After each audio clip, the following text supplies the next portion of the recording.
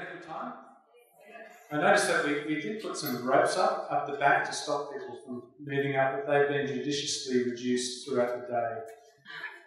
So people are enjoying the cloistered security at the back, but that's fine.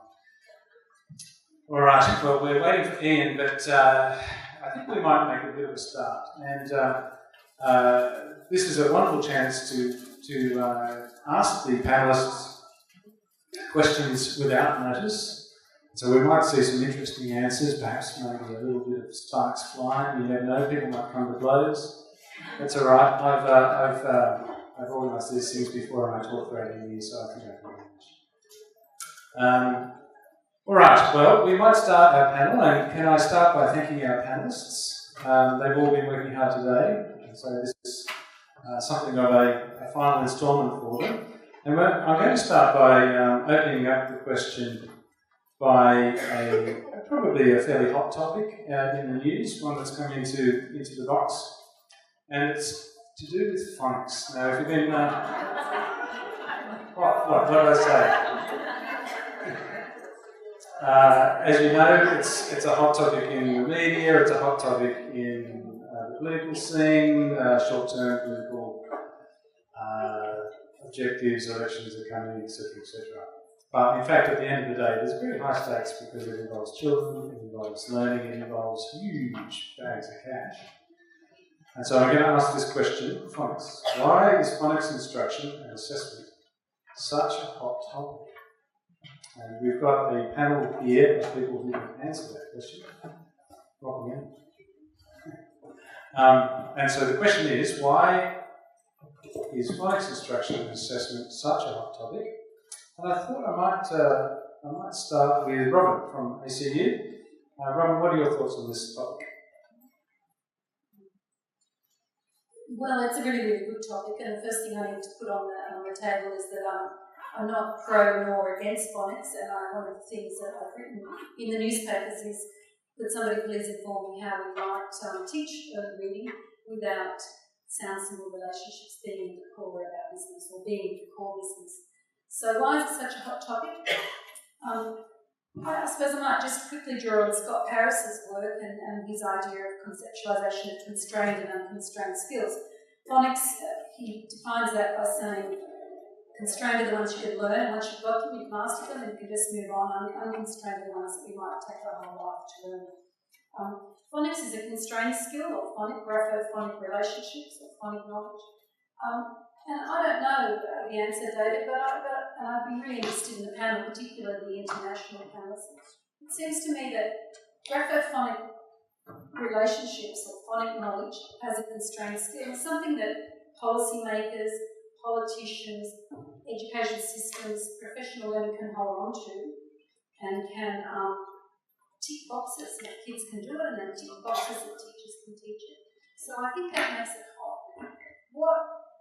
The leap of faith or the leap of knowledge for me is how does that mean we're teaching reading? Because we all know there's much, much, much more to teaching reading than graphophonic relationships. So I think that might start the conversation. I'm not sure. Well, you judiciously put it to Ian, talking about the internationals. So, Ian, would you like to pick it up from there? We've got Janice here as well. Janice is international as well. Yes, I know. Yes. But she's New Zealand, so... Well, she's at New Zealand. So she's almost like an Australian, so... Sorry, I said that out loud, didn't I? Okay. Ian, how about you? What do you think about this? Thank you.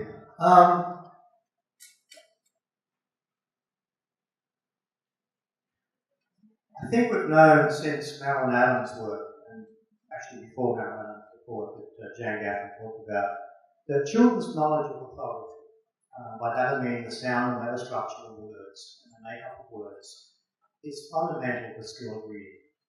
So we need pathways to thorough knowledge of orthography. Phonics just happens to be one of the reliable pathways to thorough knowledge of orthography. There are other ways of doing it. Phonics happens to be a very reliable way of doing it. And we've known since Adam's work and the National Reading Panel that it's important. phonics is important, but it needs to be kept short and simple and accomplished when it's accomplished, as it's a constrained skill, and then other things become important. Why is it so important? A hot topic.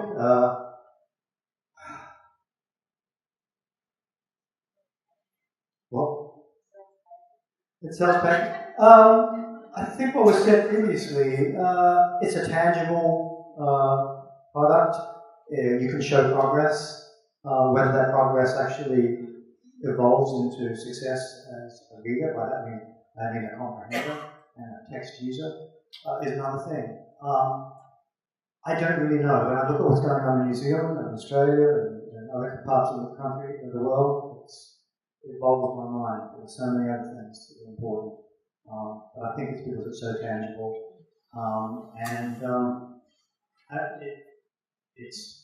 It's reliable as a means of understanding the makeup of words, but other things as well. Jan, as the other international member, perhaps maybe you'd like to say something. Yeah, I'm in charge of this panel. Jan, do you want to? Jan Gaffney. Why is it a hot topic? I think it's because the public thinks that teachers aren't teaching phonics.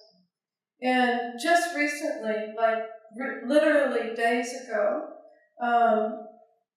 there was a study completed by Greeny, Chapman, somebody else, Cunningham, in an Australian journal that shows, conducted in New Zealand, that shows their evidence, a survey, is that teachers, the vast majority, I don't remember the exact percent, but it was up above in the high 80s and some in the 90s, are teaching phonics.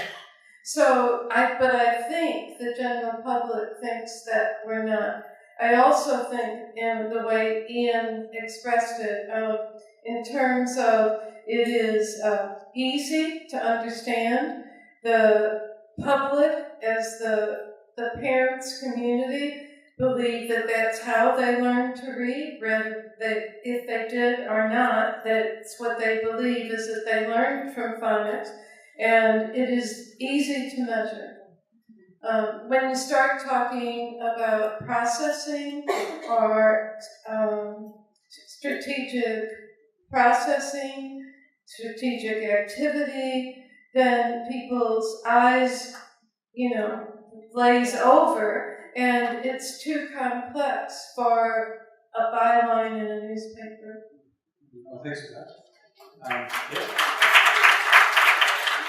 You probably asked, Janet's talk this morning, there was a fairly comprehensive critique of the recent approaches to the politicisation of literacy education. And so we have a question here saying, given your critique of the recent approaches, where should literacy instruction go next?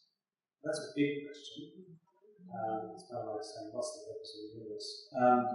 So I'm going to open that up to the whole panel. Given Janet's critiques of the rest of approaches, and obviously we're a few years behind Australia, we're hearing similar stories and songs coming out here in recent times. Where should literacy instruction go next? Anyone on the panel? Jan? Or kick it off there, Jan? If I think about it, because this is following off the other conversation, what the debate masks are what I see is, not that I'm decrying that there's a deficit in children's capabilities, but I don't think, from my perspective, observing in schools, and I go to a range of schools, I think the big ticket item for me is children's capacity not only to gather their ideas, but to be able to talk to their ideas and then represent their ideas in text.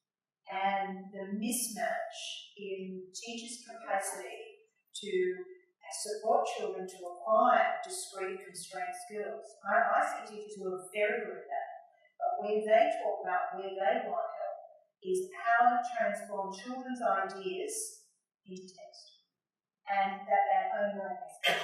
And it just keeps getting swept away, because it sounds like we're talking about teaching right back, and then that gets dumbed down literally into a speak on the press, which is about handwriting. And I think it's the big area for me, because I see children's capacity to represent their ideas and their meaning in a variety of ways. Creating text is actually the strength as they move forward. And I just think it's not that it's a dire, it's just a real emerging area. Thanks for that. Other members of the panel want to respond to that? To respond to that, because I think we're already started, we've taken a few steps forward in that, and Jan, I think that's representing their ideas and their world in ways that may not be traditional text, visual text and multimodal text. And I think a lot of the work in Australia, we're pretty good at that, to think of those other ideas. And it comes to mind as the 4 roles of a reader. I mean, it's now kind of an old idea, 1990 something, and it's 20, 30 years on, and we're still there, I think, but I think we're moving along. It would be more for me that I think teachers are comfortable, or not that it's perceived, in early processes, literacy processes, that this is where the growth is particularly promising. If I could just add, those of you who've been to my workshops today know what I think about text construction and how we can build on what children do know about text construction, and that it is far more than just writing words and written conventions. But I actually have a concern too that a lot of our teachers are not confident in their own ability to write. And so therefore, they're actually finding the teaching of text construction quite demanding. And I teach a subject, an online master subject, where teachers sign up for a subject called Understanding Writing. And I'm blown away by their reflections on how they are nervous to actually model writing in front of their children, particularly high school teachers. I've got some reflections from a HSC English teacher who finally, through this subject of exploration, was brave enough to put her writing in front of her HSC English class. And she said, I've actually got the quote in my bag, she talks about how the students were wowed by her sharing. They were very helpful in helping her find her mistakes. They were helpful in helping her build her structure, and that they were really excited that she was also still learning to write. Writing is one of the hardest things we do. And so I think we need to help our teachers develop an identity of writers in order for them to help our students with text construction. So that's a different angle. Yes, it is. Well, we have another question. Sorry, Ian, you wish to respond? I think so. We used to think of reading as an interaction between the reader and the text, and now we understand that context and task play a role in that as well. But what's happening right now is, as other speakers have alluded to, the complexity of the context and tasks that we're asking our students to be engaged with, such as multimodal environments, making sense of multiple sources of information from multiple texts, be it online or offline, on the internet, and so on and so forth, means that we're requiring students, as you know, to engage in asking important questions, locating information that might address those questions, critically evaluating the validity and reliability of that information, synthesizing that information, and communicating that information to others. So the complexity of the task and the context is changing dramatically. So that's nothing new. But what I think is hard for teachers is that we need instructional frameworks that will help us support students deal with that complexity. And one of the instructional frameworks I've heard today, and one that we hear in various places, is the sort of I do, we do, you do, the sort of embodiment of gradual risk responsibility model. And exactly. And but in that we do is the transition from teacher responsibility to student responsibility, and what does it mean to release that responsibility and scaffold the student, and when do you step in and when do you step back? And I know in my own work, try to help teachers engage students in productive argumentation, try to help the teacher know when do I need to step in here, and when do I need to let students just go ahead? And what do I need to listen for, and what do I do with that information? It's really hard. And so I think the complexity for us is, in that we do stage, is enormous. And I'd like to see, I don't know whether this is where we're going, but I'd like to see a lot more research and thinking done about stepping down and releasing responsibility from teachers. Can I just make one more comment, please? Sure. While I agree with you that the we do is hard, what I'm hearing for teachers is the I do is hard too, particularly if they're working with children in upper primary school and high school, that confidence in their own text construction means that it's really hard at the I do stage. I want to respond to this, the big question about where does literacy need to go next. I think we need somehow to take literacy back into the profession of education, and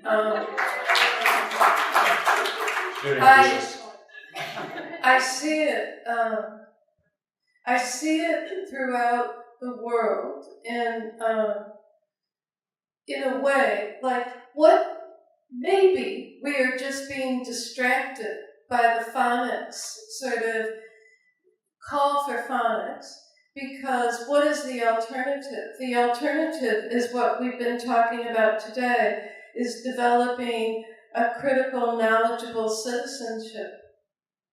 So if we're all little mice in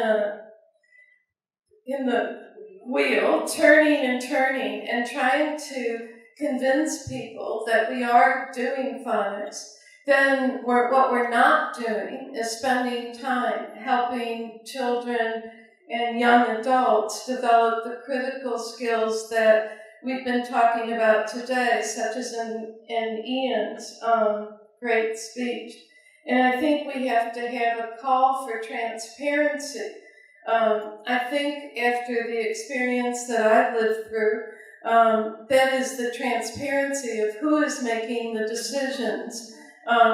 One part of the quote that I didn't read today, that I started with from Marie Clay in 1980, one of the next piece of the sentence was sort of, be cautious of people from other countries who come and visit and are working from assumptions that are quite different than ours. And there are now the people who are underneath the work that I read today, who are coming both to New Zealand and Australia, and they're the people, the same ones, who were behind and underneath the organization, and I think we need to have the courage to challenge them. Maggie Kubaniova, who I mentioned this morning, developed sort of a 3-4 tiers of looking at teachers and leadership, and she talked about teacher advocacy, transformation, and I'm missing one, but her current one is moral agency. And I think that's what I'm calling for. I now see this. What is happening is a moral issue because it has to do with our children now and in the future. I don't want a replication of what happened with Reading First in the United States to happen other places. And it is. That's probably a good lead into a couple of questions that were really directed at Ian, but I think the whole panel can answer these. In order to create an environment which promotes individual and collective reasoning, would you agree that it's best to have students work in small groups, literacy groups? And connected to that question, and probably this whole idea of moral agency and citizenship is your big nine skill set, this particular vision of society, that of a reasoned, open, liberal democratic society based on exchange of ideas in a conversational sense. What about working with children and families who come from collectivist, hierarchical cultures where questioning and talking amongst children may be coming out of a different cultural set of cultural constraints? Okay, some simple questions there. You're a smart guy. If I understood the first question about what is it, the appropriateness of in small groups for yes, it's basically asking to do in small groups, to do the critical talk. It's interesting. We don't have the research yet to tell us about the affordances and constraints of whole class versus small group contexts for promoting dialogic interactions that I talked about earlier.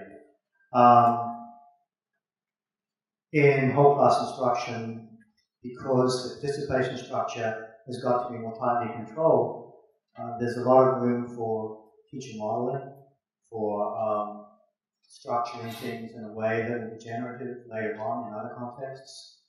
However, it's very difficult for students to gain the floor sometimes to participate and to feel like they have a voice in those sorts of contexts. So an argument can be made that small group contexts are a richer context for this sort of work because it fosters a greater participation on the part of students, particularly the quiet students. Having said that, we don't have the definitive research that will tell us that. That's my argument, and in the book that Alina and I just wrote on the most reasonable answer, I have a chapter talking about moving towards student independence in this work.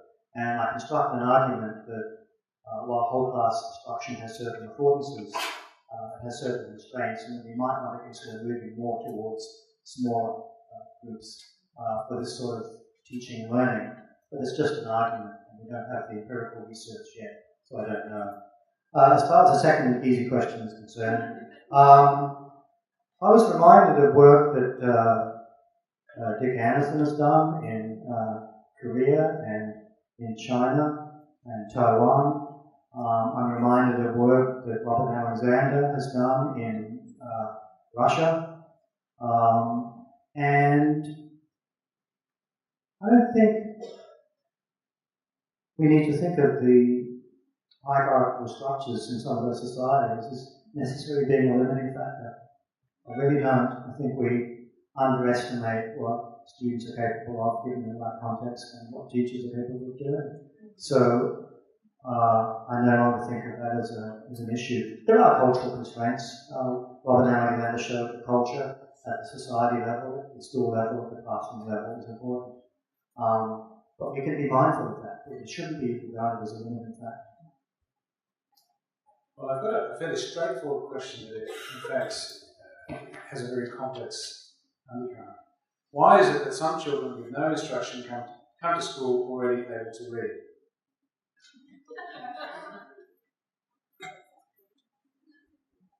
I'm going to jump in there and say for a myriad of reasons.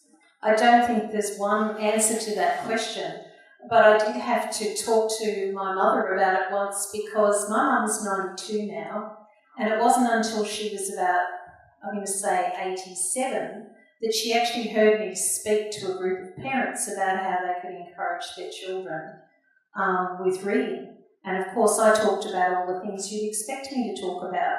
Reading to them, singing with them, teaching them rhymes, giving them drawing implements, encouraging them to engage, all the usual. And in the car on the way home, Mum was very quiet. And eventually I said, "What's wrong?" And she said, "You read before you went to school, and we didn't have all those beautiful picture books. I didn't have time to read to you. You had a few books. I don't understand." And I reflected on what Mum had said for quite some time, and eventually I decided that in my case, I grew up in a home where we went to church every Sunday. So in church I was surrounded by people reading repeatedly the same texts, singing hymns that were repeated. I learnt those hymns, I learnt the church service off by heart. I had a few second-hand books at home, familiar texts that I read and reread over and over again. So I guess what I would say is that some children come to school reading for a whole range of reasons. There's no one answer. Thank you. That's an interesting observation about church. That would be a very interesting field study. Study. I've often thought about that because I really do think that's how I learned to read. Other people on the panel want to respond to that? I'm happy to go. I suppose I'm just going to ask a question back to everybody else. What is reading? Because kids come to school with all sorts of ways of making meaning and languaging, and I'm thinking particularly about Indigenous people in this country. What is reading? Yeah, well, I mean, that's a very important question. I suppose a subset of that is what is text, because there are all sorts of texts. And when you see children playing iPads in restaurants at age 3, I would imagine they're quite fluent in some texts. Perhaps not talking to their peers in restaurants, but I understand that, children. Okay, so we have another question. This one is really directed to Jan, but obviously the whole panel. This is Jan from Hayward. To do with coaching, by whose account is the instructional leader a more knowledgeable other in the Rotskian sense? Or in other words, who gets to be coached and why? So the concept is a Gotskian sense is a more knowledgeable other. What I think, where I was coming from in my conversation is that within the setting that is the school, there is a recognition of a problem to be solved. That as a school, there is a recognition that there may be an individual within the school or without the school who will come into the school and shape that conversation. And there is no all-powerful ultimate, but there is a recognition that that person may come in with capabilities and competencies that will support the school in the coaching process. So recently I was asked to go and work with the school to support them, to coach them through processes, and I said, I'm just not the right person for this. I said, but you can talk about coaching. I said, you want me to talk about stage 3 mathematics? And I said, I'm really on that to achieve. So then I said, the idea is acknowledging the strengths that person brings and their capacity to grow. It's not the appointed person. I don't see it as that. I think it's the coaching is in the relationship between the teacher and the coach and how that proceeds, and the knowledge and that they bring and their capacity to problem solve. Can I just add something? Yes, please. I guess what I would say is that in any relationship, the more knowledgeable other role can change. I find when I'm working, for example, with PhD students, that role switches back and forth within the one conversation. It's built around trust and a relationship. I might know something about how to do X, they know something more about how to do Y, but together we're far more powerful than each of us can be on our own. So, I think look at it more as an opportunity for learning rather than who's got power or who's got the knowledge. We all have the knowledge and we should be sharing the learning opportunities. Thank you. Well, folks, it's sad, I know, but our time is coming to an end as a panel, and I think it's fantastic that you're all here, and it's obviously this panel is in literacy education for the money and the fame, as you all are. So we thank you very much for your wise words here this afternoon, and thank you for those who put some questions in for us to ask. And I'm sure that we're all going home much wiser about what to do in our classrooms tomorrow. So why don't we join together in giving a big round of applause to our panelists.